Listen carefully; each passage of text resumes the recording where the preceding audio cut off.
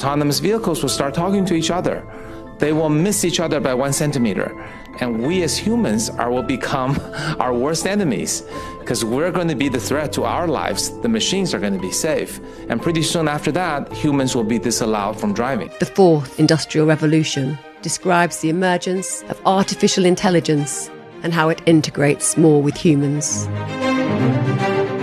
One concern that is topical in the development of AI is the displacement of jobs. Robots are clearly replacing people's jobs. They're working 24/7. They're more efficient. So therefore, are you convinced long-term that we're going to have a jobs problem in the world? Not long-term, but maybe in the next 10 years, within the next 10 years. You mean it's going to happen much sooner? Much sooner. The biggest application is the autonomous driving. This is going to replace the entire transportation that we're used to today. You will no longer buy cars.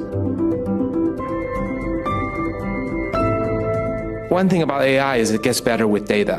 In 10 years after its first launch, it'll probably be so much better than people, most of us will be afraid to drive. You know why? Because autonomous vehicles will start talking to each other. They will miss each other by 1 centimeter. And we as humans will become our worst enemies because we're going to be the threat to our lives. The machines are going to be safe. And pretty soon after that, humans will be disallowed from driving. Humans will be disallowed from driving.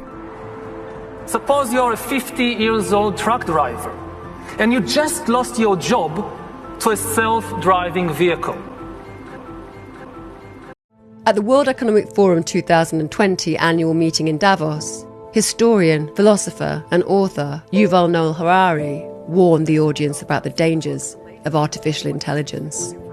We hear so much about the enormous promises of technology, and these promises are certainly real, but technology might also disrupt human society and the very meaning of human life in numerous ways, ranging from the creation of a global useless class to the rise of data colonialism and of digital dictatorships.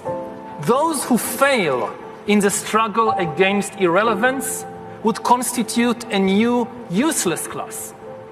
And this useless class will be separated by an ever-growing gap from the ever more powerful elite. We are already in the midst of an AI arms race, with China and the USA leading the race and most countries being left far, far behind. AI will likely create immense wealth in a few high-tech hubs, while other countries will either go bankrupt or will become exploited data colonies.